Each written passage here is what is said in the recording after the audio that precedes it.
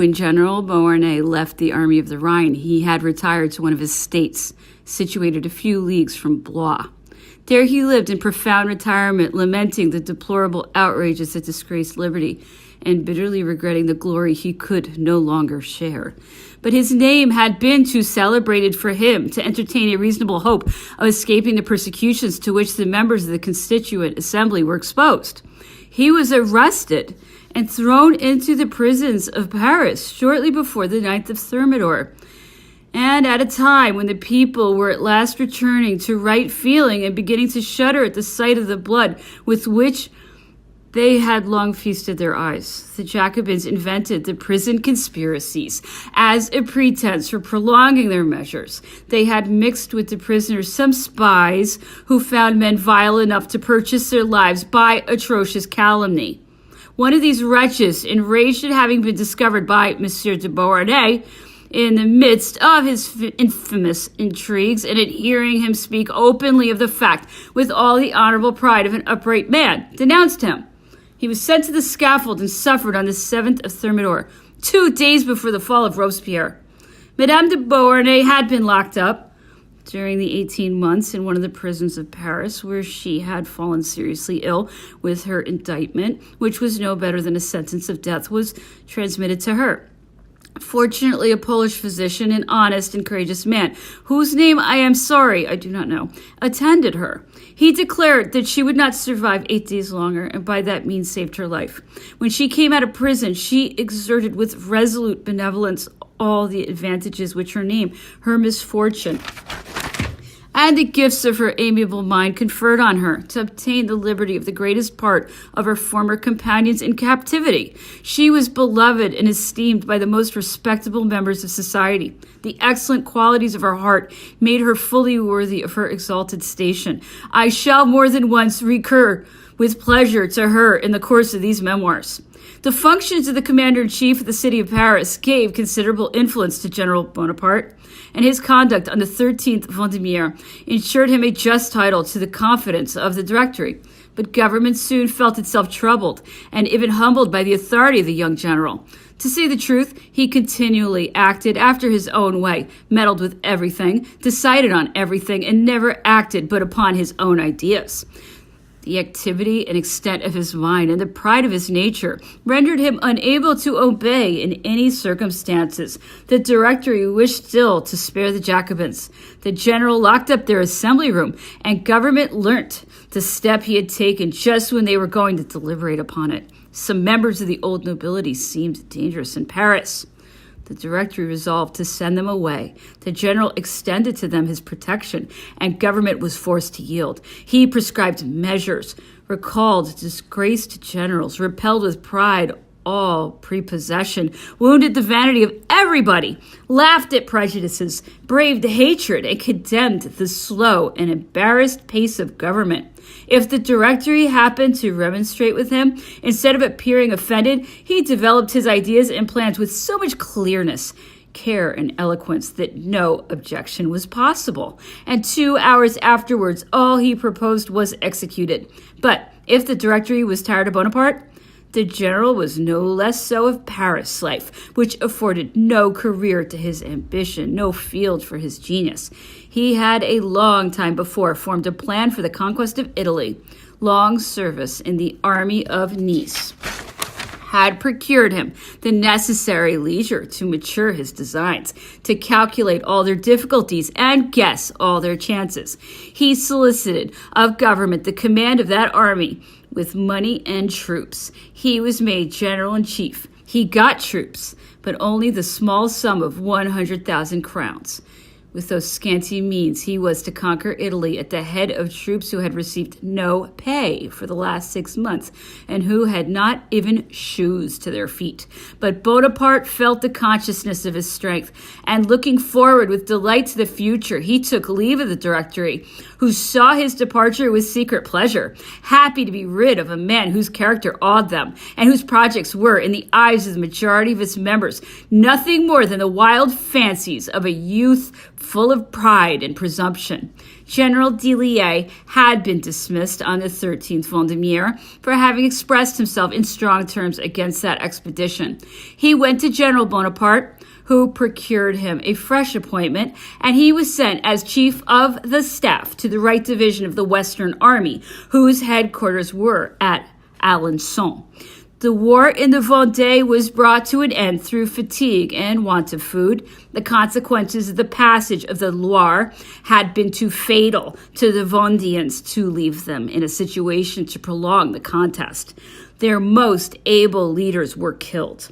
The grandchildren of Henry IV had disdained to appear among those gallant soldiers who fought without regimentals, without order, and whose appearance had not the sometimes useless brilliancy of regular troops. Charette, the only man who might have supported his part, had been shot at Nantes by order of the government, who would have acted more honorably in granting him his pardon. And the unfortunate attempt at Quiberon had struck the last blow to the enthusiasm and hopes of the rebels. Scattered bands, acting without any decided aim, still ravaged some parts of the country. General Hoche, to whom the command of the western departments was entrusted, succeeded in a short time, by his wisdom, moderation, and resolution, in destroying the last remains of civil war. He established a system of movable columns whose motions were calculated with so much precision that while they were continually crossing the country in all directions, they frequently met and were enabled to support one another in case they should be attacked by superior forces. The enemy, thus chased, unable to enjoy one moment's rest or safety, got discouraged and at last preferred to exertions without aim a peace which ensured him the free exercise of those religious duties for which he had taken up arms, and the hope of better times. In Normandy, where I was, war was raging without glory, but not without peril. The Chouans, secured against surprise behind their high hedges, aimed close upon us and cost us a great number of men. When they wanted to replenish their military chest, they stopped the stagecoaches, stripped the travelers, and frequently killed them. These gentlemen fancied that their title of royalists ennobled even their profession of robbers. A little while before our arrival, a general and well-directed bush-beating had taken place against them, and had disgusted them at a profession which left them no other prospect than the punishment due to highway robbers. Count Frottet, who commanded those noble troops, gave his companions leave to make their peace, and went over to England, after having, as it was reported, broken his word. The principal leaders then wrote to General Montigny, who commanded the division, to solicit an interview which took place at the castle of Louvet near Alençon. I went to meet these gentlemen into a wood near the castle. I was conducted there blindfolded, and after a quarter of an hour's walk, I found in a thicket a dozen tattered wretches lying on the grass, exhausted from fatigue and want. Some of them were remarkable for a haughty expression of countenance, which they did not belie during the conference. Their submission was unreserved. Several among them were obliged to leave the scene of their achievements. Others joined the armies of the Republic. When the treaty was signed, we all stepped into a room where a splendid breakfast was prepared. There were 20 of us standing around the table and looking at one another in silence. General Montigny invited them to sit down. An unequivocal motion of the head was all the answer they gave. Cold ceremonies were exchanged, after which we all mounted our horses and separated. One of the conditions of the treaty was that the leaders of the troops should recover the unsold part of their property, as those of the Vendéan army had already done. This favor was justly due, not only to their valor and exertions, but also to their patriotic sentiments, which had made them prefer the dangers of civil war to the disgrace of serving under foreign banners. Now that the emigrants are happy in the enjoyment of the rank and confidence of the sovereign that allows them, one may speak freely on their account. The first impulse which urged them to fly cannot be blamed. But how can one justify the disgraceful resolution of placing themselves in the pay of the enemies of their country? The revolution was a family quarrel from which foreign nations ought by all means to have been excluded. What was to be expected of the Austrians, the Prussians, or the English, but the subjection of France, her dismemberment and disgrace? The Vendéans also fought to maintain their religion and the monarchy, but far from giving themselves up to a foreign enemy, they never would suffer English troops to come to their support. They had not forgotten that Henry IV was obliged to take German troopers into his pay, but that his magnanimous soul would have recoiled at the thought of receiving pay of the Germans. The cause of the Vendéans thus defended was respectable. They certainly could not hope to get the better of the determined will of a whole nation resolved to be free, and who could not be so under the government of the Bourbons. But at least they were Frenchmen, and the troops who fought against them experienced a feeling of pride at the sight of French peasants opposing them with more courage and firmness than all the kings of Europe united together. This war against the Chouans was not more pleasing to General Dillier than to myself. He did not wait for the pacification to solicit of General Bonaparte the honor of serving under his orders. The letters of appointment soon arrived. Monsieur Dillier set off post for Italy. I was obliged to travel on horseback. The name of Bonaparte greeted my ears in every place through which I passed. Each day brought in the account of some new victory. His letters to government, his proclamations, so elevated in style and so wonderfully eloquent, roused all minds.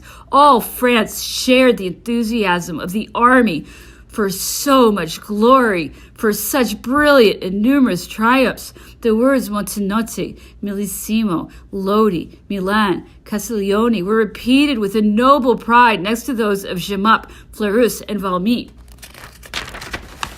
When I arrived at Milan, the victory of Castiglione had just been gained. General Wurmser, beaten, was flying in the direction of Mantua, and after having come to force us to raise the siege of that city, he was himself obliged to seek a refuge within its walls.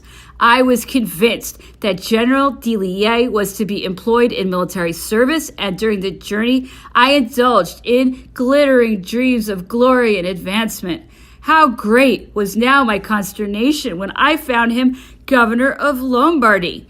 I was going to be buried again in the paper business of a staff, sentenced to distribute the bulletins of our victories, to be busy about the 1,000 minutiae of an office so tiresome to a soldier, and at last not even dare to acknowledge that I had been in the army of Italy, of which I should share neither the perils nor the triumphs. Besides, my sword was my only fortune, and could I hope for advancement when I had not deserved any? These thoughts grieved me sorely and made me adopt the resolution of soliciting the command of a troop of infantry in a brigade of the vanguard. General Dillier attempted in vain to make me alter my mind, forced at last to yield to my entreaties. He was about to give me my orders when the intelligence of the victory of Arcola arrived at Milan. 2 aides-de-camp of the general-in-chief had been killed. Muiron, an officer of the artillery for whom he entertained a great regard, of which his good qualities made him worthy, and young Elliot, a nephew of General Clark. Monsieur Dillier spoke of me to General Bonaparte with great warmth and got me appointed to succeed Muiron. My first sensation was joy at this unexpected favor of fortune, but it was soon troubled by the fear of being severely judged by one so well able to scan my merits. My uneasiness was such as to make me regret the success General Dillier had obtained. I went to the general-in-chief, who lodged in the Palazzo Cirbelloni. He was giving audience. His saloon was filled with military men of all ranks and high civil officers. His air was affable, but his look so firm and fixed that I turned pale when he addressed himself to me. I faltered out my name, and afterwards my thanks, to which he listened in silence, his eyes fastening on me with an expression of severity that quite disconcerted me. At last he said, "Come back at 6 o'clock and put on the sash." That sash, which distinguished the aides-de-camp of the general-in-chief, was of white and red silk and was worn around the left arm. When I went back to the palace at the appointed hour, the officer on duty introduced me into the saloon of the aides-de-camp. This was a new subject of perplexity. I was not acquainted with any of them. They could see by my sash that I was a new comrade, but not one came up to me. They communicated their observations to one another, directing towards my person looks that did not seem to me very favorable, until Marmont came in, and perceiving me, took me by the hand and said, "Here is a new comrade, who will soon be a friend." "In the field of battle," I answered with a blush, "I shall be less embarrassed than I am here." A few days were sufficient to establish between us a degree of friendship that has never diminished. The aides-de-camp of the general-in-chief were at that time 8 in number. Murat, who had been named general of brigade, was no longer one of them. The first was Colonel Junot, afterwards Duc d'Abrantes. He was born in Burgundy and enlisted as a private soldier in a company of volunteer cannoneers in the department. At the siege of Toulon, he was admired for an instance of intrepidity that has seldom occurred since. The famous redoubt called Les Sans-Culottes, defended by the English, had been attacked for several hours, but its fire was still very troublesome to us. General Bonaparte ordered a battalion to take it by storm. Although Junot did not belong to that battalion, he rushed first of all into the ditch, climbed up the scarp, jumped into the redoubt through a battlement, killed 2 cannoneers at their post, and by that means gave his companions time to join him. The redoubt was taken amidst cries of "The Republic forever!" General Bonaparte made him sergeant, and his handwriting being clear and neat, he made use of him as a secretary during the remainder of the campaign. When I met him for the first time, he was a colonel and had been wounded at the Battle of Castiglione. Junot added to the great courage much natural shrewdness. After having served during 20 years and passed through all military ranks, he ended his life in a deplorable manner. The cold he suffered in the Russian campaign disordered his mental faculties. The unhappy man died under his paternal roof. His reason returned a short time before he breathed his last. And seeing himself again in the humble chamber in which he had passed his youth, he was enabled justly to appreciate his glittering dream of fortune and glory. Marmont, a colonel of artillery, was also born in Burgundy, of an ancient and respectable family in that province. His education had been particularly well attended to, and he had entered very young into the army. The principal features of his character were at that time an unbounded passion for glory and ambition, and an attachment to his general that amounted to enthusiasm. Duroc was the third aide-de-camp. Though less brilliant than the 2 former, he possessed greater solidity of judgment and a remarkable tenaciousness of character. In 1789, he was an officer of the artillery. He had emigrated, but had speedily returned to France. The general-in-chief was much attached to him. Duroc was grateful, and I believe his fidelity would have nobly borne the dangerous ideal of a revolution of 1814. The 4th aide-de-camp was Le Marois, a young man scarcely 17 years old and already covered with wounds. After him came Sulkowski, a true Pole of chivalrous valor, passionately fond of adventures, with a romantic and restless mind, well informed and speaking fluently all the languages of Europe. When almost a child, he had fought for the liberty of his country. Wounded at the siege of Warsaw and compelled to fly, he came to France. He was soon after sent to Constantinople with Monsieur de Scorch, our ambassador. The Committee of Public Safety wished to have an agent in India. Sulkowski, undertook that mission. He had already passed Aleppo, where the English discovered him and got some Arabs to rob him of his papers. Having escaped out of their hands, he returned to Paris and obtained an appointment in the army of Italy. He was engaged at the siege of Mantua when a report that he had addressed to the chief of the staff fell under the eyes of the general-in-chief, and the following day he was made his aide-de-camp. We had also among us Louis Bonaparte, then scarcely 16 years of age, and whom his brothers spared no more than the rest of us on the most perilous missions. Louis fulfilled them with a satisfaction which proved him worthy of his name, Eliot having been killed, as I mentioned above. And General-in-Chief took in his place Croissier, a brave and clever officer of cavalry.